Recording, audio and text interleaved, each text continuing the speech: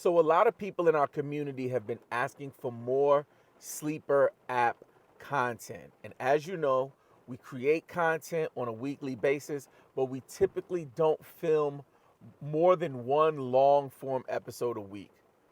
Those days are changing. We're trying something new. As you can see, if you're watching on video, I am in my vehicle.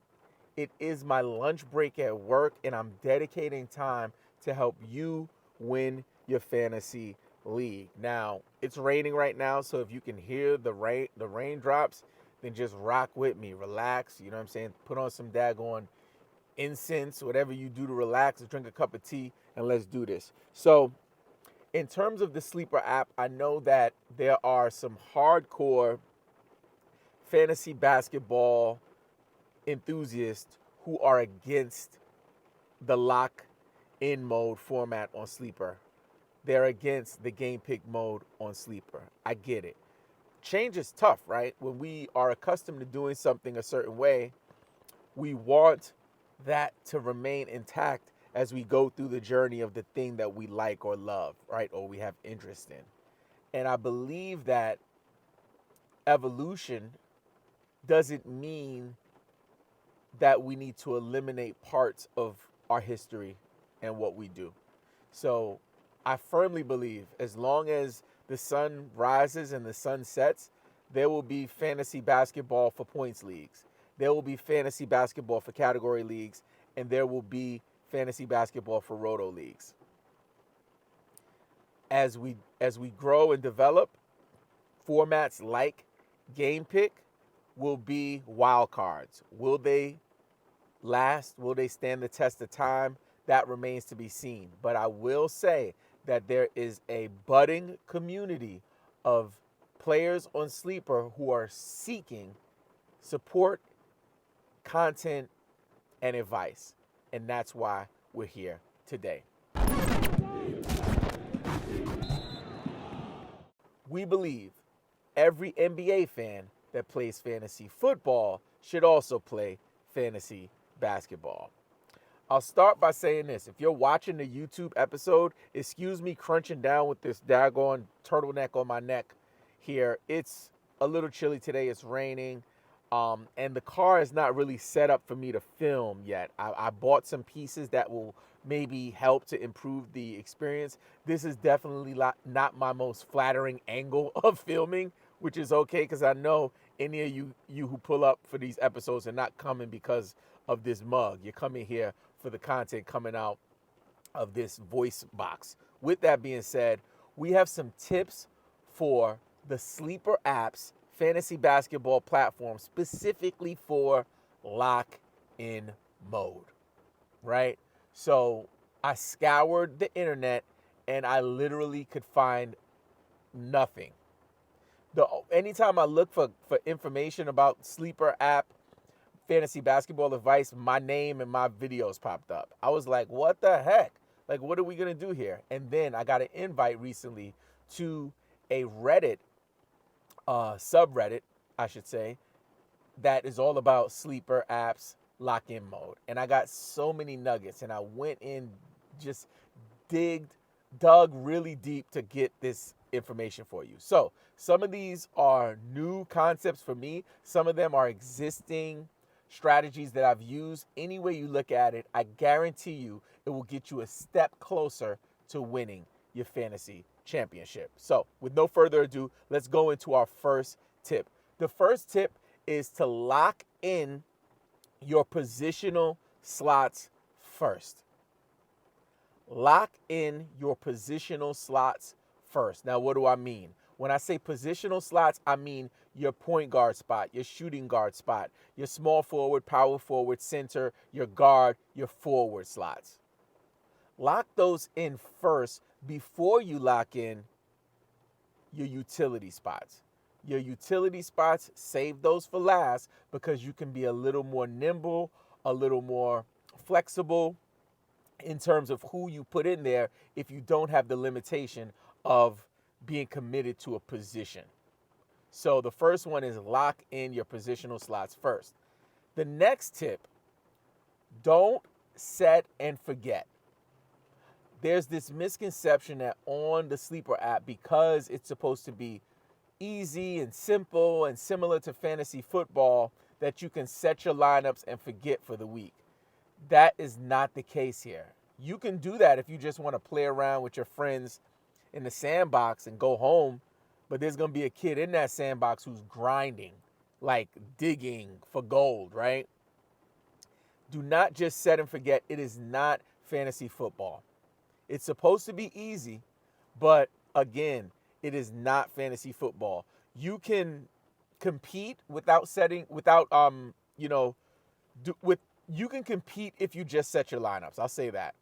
You can still compete, but you won't win a championship if you are competing against experienced players or players who are aware of these tips, right?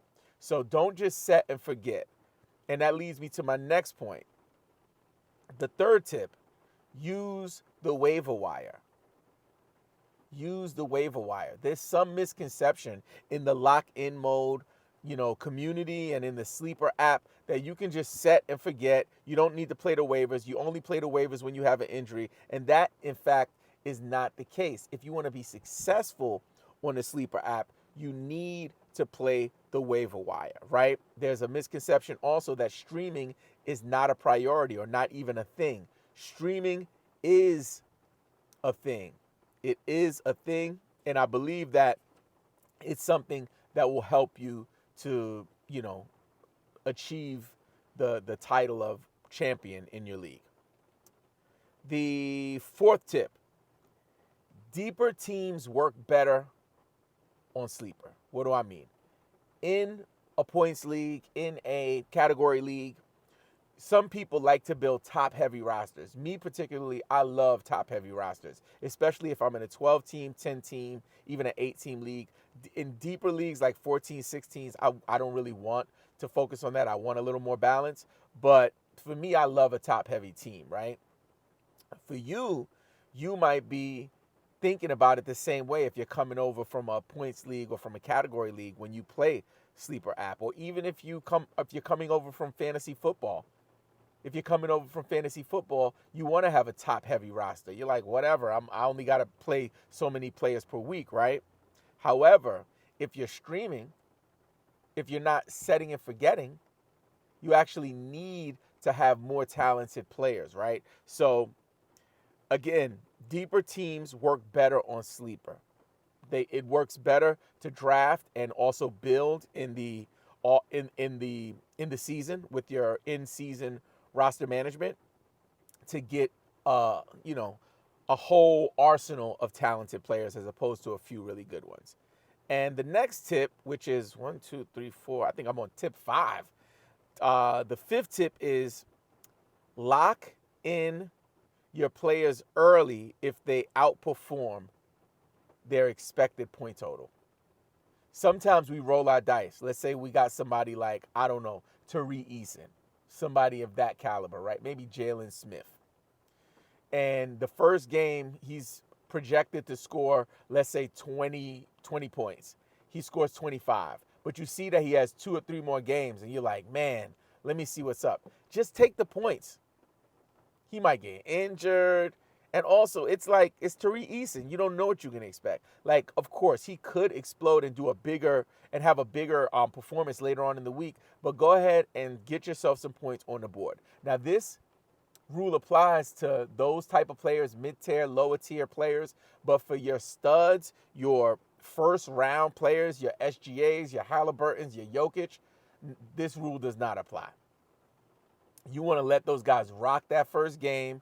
And if in the first game you feel like, I feel like he can do more, let him rock. You know what I'm saying? I've even let some of my stars play in the next game if they only had 2 games on the schedule, just because I have that much faith in them. And this is probably the most important tip, right? Before I share it, though, if this is making sense to you, but you have specific questions for your league type. Let's say you're in a 20-team league, on the Sleeper app, or you have certain settings and you want me to take a look at your point settings and things of that nature. Let's connect on the Did It app. did it is pretty much one-on-one coaching where experts like myself connect with fantasy basketball players like you, and I will actually you could do a screen share of your team, and I can walk you through how to win your championship. So if you're interested in doing that, just click the link wherever you're watching this video. And also, if you have questions, you can just shoot me an email as well at info@believeinfantasy.com. So now, the final, I believe the sixth and final tip, and this one is the most important one, hands down. Rotate your players. Rotate players in and out.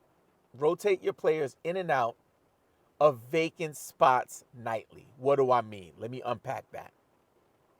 So you probably have your lineup set. Let's say at the time of watching this video, it's Wednesday for you, right? So say Wednesday, you got like Fred VanVleet playing, and you got Amen Thompson playing. You got Miles Turner playing. Nobody else is playing. So you have a bunch of vacant slots. Now, let's say you have some of your really bad players that you didn't start for the week down there that are playing, but maybe you don't want to like lose, you don't want to risk the points that you've already banked for, let's say, someone like Halliburton or something like that. You can actually move that player in, the player who's on the bench, right, to get that slot. And if you put Halliburton on the bench, you will lose the points that he might have scored, earlier on in the week. But if you wanted to move him back in later, you could, and you could still get his points for later in the week. So it's kind of a balancing act, right? You don't want to have slots that are vacant if you have players on your bench that are playing. And just to connect to, I believe it was the second tip.